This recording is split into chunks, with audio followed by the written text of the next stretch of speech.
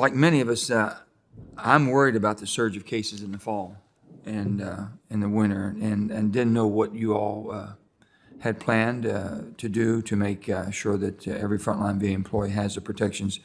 We've had some complaints, as you know, and you and I've talked about before, Dr. Stone, concerns in our VA hospitals that they didn't have the proper protection or weren't getting as much as they needed, and were concerned about their own welfare.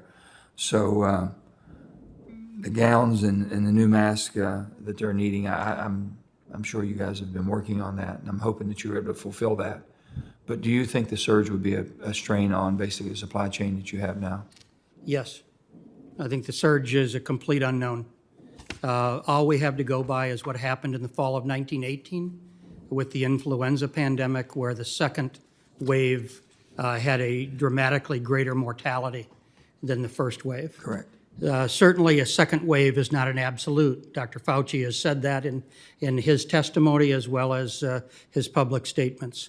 It depends on the activity of the American people, and it depends on the virus. Let me ask this question. Are we moving in an area to be prepared in case it does happen? Do you think that we are as a country? Do you think we are as a the Veterans Administration?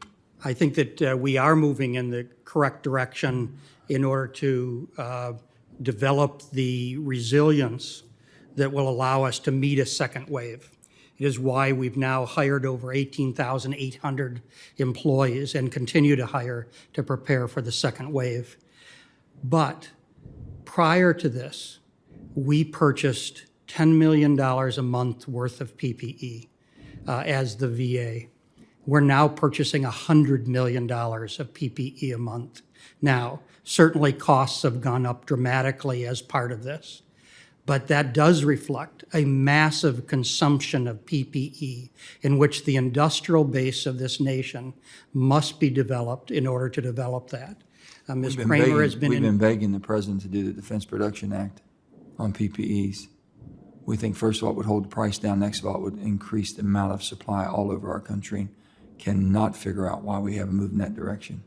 Sir, from our standpoint, every day, Andrew and Deb's teams are in discussions with domestic vendors who are making investments in order to move us forward with a domestic supply chain. The difficulty they have, and you may hear that in your second panel, is when all of this is over, how do they maintain that investment? I think this is one of the things I would ask you to consider in the War Stopper program that has allowed DOD to do exactly that since Desert Storm for these type of materials.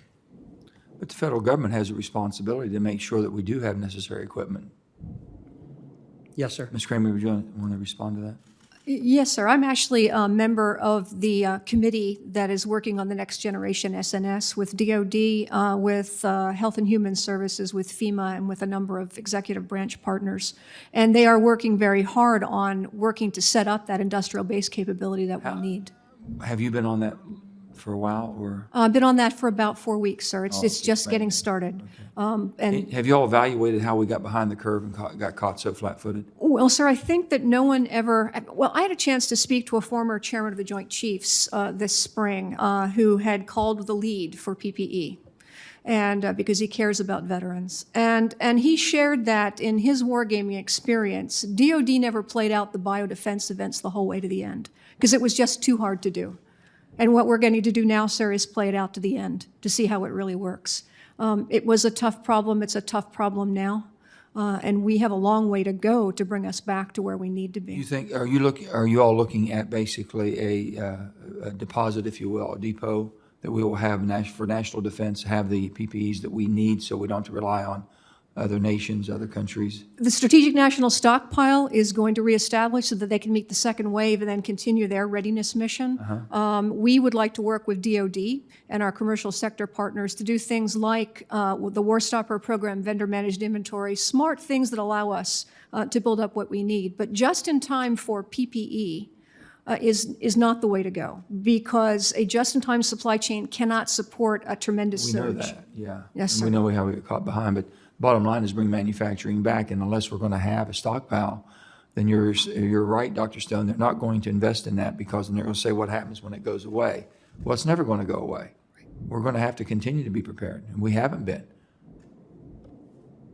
Thank you.